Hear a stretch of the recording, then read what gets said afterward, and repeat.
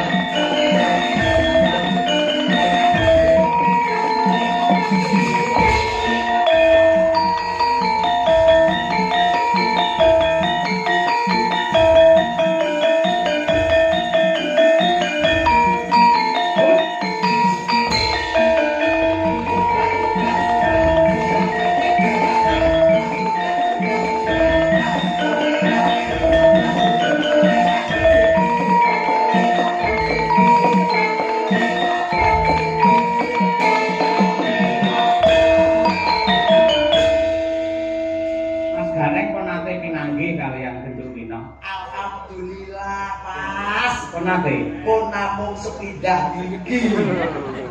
Wong yo terus cethuk ke kapan Mas? Padasane kula ki wis gur akad dipil. Apa ya? Antar kota dalam provinsi. Iku wong kula ki panjenengan kateng isi. Lah kula GM. Wah, ngayuk Jakarta. Universitas Ganjulan Montor. Wah, iki. Mumpung panggih niku mangkenalan. Mbak Rina, Wilujeng Dalu. Jendalu. Minal aidin wal faizin. Nggih, Bapak faizin. Sepinten kelepatane kula nyuwun pangapunten. Nggih, kula semanten ugi Pak Gareng. Alhamdulillah Mas ngeten iki. Gandes ruwes nyenengne ati. Cara buah Mbak Winong niku napa? Lho kali mboten nganggur to Mas. Anggur. Anggur. Kok iso anggur? Ora dadak diunceki, ora dadak dikurbah langsung dipangan. Lah iki Mbak Umi Habibah to apa napa? Mbak Umi Habibah iki yen cara buah ngoten nek teng desa ranti. Ranti. Ranti. Kok ranti? Ranti niku nggih cilik, rupane ireng, akeh tembur-tembur ngoten, lebu blen kena kanggo tamba. Oh, kowe tunggale jamu berarti. Kena nggih jamu, kena nggih tamba tresna. Nggih. Lah Mbak Birgita iki. Birgita. Saya kaya iki kala terus buah nopo? Pisang ae. Ngeten iki lek cara buah niku nuwun sewu lho Mas. Manggis. Manggis. Manggis. Kok manggis? Manggis niku tidak pernah bobong. Sing buri 5, jerone ya 5. Nggih. Niku Mbak. Bukesi napa? Bukesi ta? Lek bukesi niku sakniki napa kelon riyen? Yo sakniki wong kayene saiki yo. Sakniki ta? Nganti elek surat ajanah kowe. Boten. Bukesi niku nuwun sewu. Cara buahe ngoten mewon tanpa biji. Mewon. Kayak bilang. Mewon tanpa biji. Tukune ning gengok etan kono dibuka marep kulon seret banyune Dulur pepol, dulur dringin kabeh padha seneng. Yen kuwi bar Bukesi Mbak Tri Hastuti, Mbak Tutik. Mbak Tutik niki lek cara buah Mbak Tutik niki pun selek semangka. Kok semangka? Nggih, semangka niku dipanane lek pun ning wayah poso. Dadi lek ora poso ora dipangan ya. Nggih, ora poso ya ora tau. Jenis semangka. Selanjutnya Salah kok semongko. Mbak Lia, terbang apa? Mbak Lia nika lho. Nggih. Nuwun sewu nek Mbak Lia nggih. Nuwun sewu apa ya sik. Niki kula cedhaki ngoten tang nggih Mas nggih. Nggih, watal wis didemek. Boten namung kula ambet kok. Lah didemek ngentut kuwi. Boten malah seneng kula. Cedhaki ngentut niku kula demen Pak nuwun sewu. Alah, pun kecekel Mas iki. Apa cara buat? Pacik. Bijamu ya. Sia-sia. Oh, boten sia-sia. Wis seniore Parasinden lho iki, suarane apik. Warta senior Parasinden jenengan aja nyedak lek kentut. Oh, kula katek kentut bae tak ambet pabel. Lah iki koyo pacik. Kok kok kanca. Main komplit Mbak Lisa cara buah apa? Lek bene salah. Ora wis gendira ta mriki lek niki kan nggih buah kesukaan. Oh, makanan sehari-hari. Makanan sehari-hari komplit kabeh kuwi. Apa kuwi? Iya seneng semongko enek. Vitamin. Terus apa kuwi melon enek. Terus duren enek. Terus aku salah enek. Terus apa kuwi buah-buahan kabeh enek niku. Dadene sitok sak kresek. Sampeyan cara buah ya apik kok. Oh, napa Mas? Cara buah sampeyan ki pelem. Pelem Pelem sing luwegi rupane kuning semua abang kae. Ning digondo codot dadi ya. Boten napa-napa Mas, mudhun juk, unggulan cocok jenengan dahan. Iya. Paham ini. Ah, gila nang. Mesti ya penggemarmu ana sing ngersake jalanan. Tapi nong niki napa meneh niki tak duwi reok Ponorogo Mas. Pokoke ya wajah iki jalanan iki tidak hilang dari pandangan seorang penduduk Ponorogo. Nah, nggih. Nggih, Pak. Niki sadurunge nembang kula jentang angsal. Oh, boleh. Niki mau kan kula kalih Mbak Berlita, kalih Bu Kesi, kalih Hobi kan kaget to nek Mbak Elisa niku jomblo. Kok jenengan niku malah ngwertes niku sejauh apa to jenengan komunikasi karo Mbak Elisa? Iki cah cilik iki guru urusanku karo Bu Kesi karo Mbak Lisa nyapo cah cilik melu-melu. Kula kan kepo lho, kula kan sayang Bu Kesi to, Pak. Terus mungkin nek Bu Kesi disakiti kan saya ndak terima. Hah? Sing nyakiti Bu Kesi iki sapa? Kula kan mau takut sejauh apa komunikasi jenengan karo Mbak Elisa niku mawon, Mang. Orang Jawa aku dekat kok orang Jawa. Duk, Ayo. Duk, kowe pengen ngerti sejauh apa Pak Cahyo dengan Mbak Elisa. Engko tak sadapne WA-ne itu. Nek kaya pihak kepolisian. Ngomong kene matan itu. Ninggal Katrisnan jantang ya. Nggih. Nah ya, kita kok kangen suwi ora. Nendangake kuwi. Ayo. Langsung wae rong ramban. Ya, kaya ngono. Wino nawang sih, coba diaturake para lenggah sugeng mirsani. Ya, ada. Jaranan dangdut kreasi.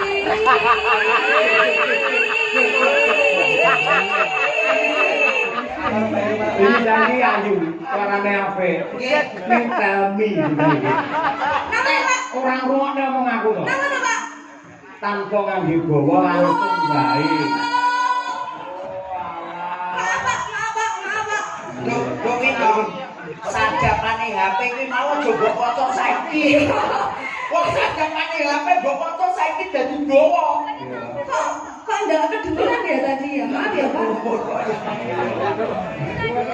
Ya wis ora apa-apa kok aku. Ndak apa-apa wis, ndak sido nek Ngono aku metu ora iso piye ora. Terus lagi. Saiki sing lenggah bae sing menghakimi. Pripun dibawani mboten, Pak? Yo bawa kuwi lho, wis diselamatkan. Diselamatkan. Nggih, yo. Iya, pikirane yo padha karo Mbak Elisa. Wis seprene randang untuk pacar. jangan gitu lah, Pak. Lah bocah mangan. Kita gede yo gede mengawake tok. Loh, kula iki gede atine iki gede lho, Pak. Paling tak lepek. Mas Ayo. Mas Ayo. Apa? Kula boten atur ngomong. Lah napa? Wong jenengan kok persis kok. Ya dibasati nang rawonan ayo. Dari kuwi aku menghindari boboku mergo mau tinggi karo Mbak Elisa Murandana. Ini ora apa-apa. Cakepane kan beda. Beda. Kamu kan gak mau miru. Tujune kowe cara buah ya seger paman cara buah kowe pace tak pengin kowe. Untuk kowe mau ya Pak Anggur. Ora dadak diunggah dan dilek wae. Gurih ana. Karenge ngawut anggur mau jane umbi ayo. Ngawut.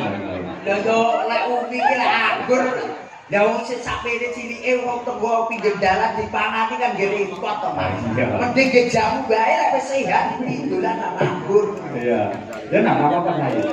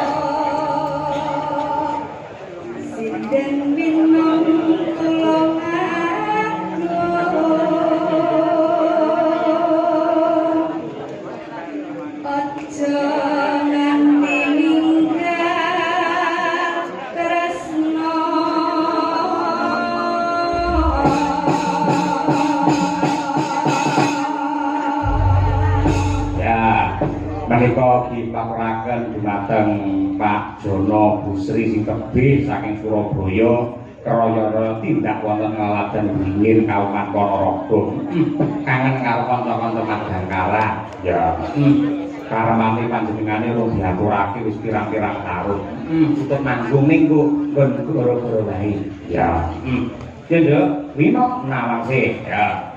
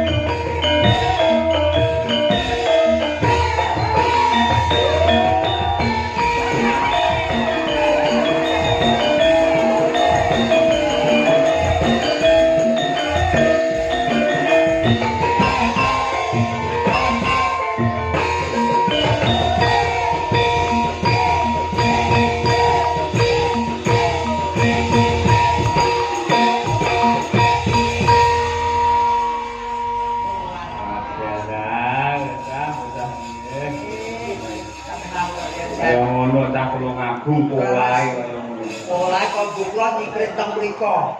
Foto kula meh kliniken umpat-umpat. Betul ta? Nggih, lek pucuke niku kan umpat-umpat. Ah, nggih.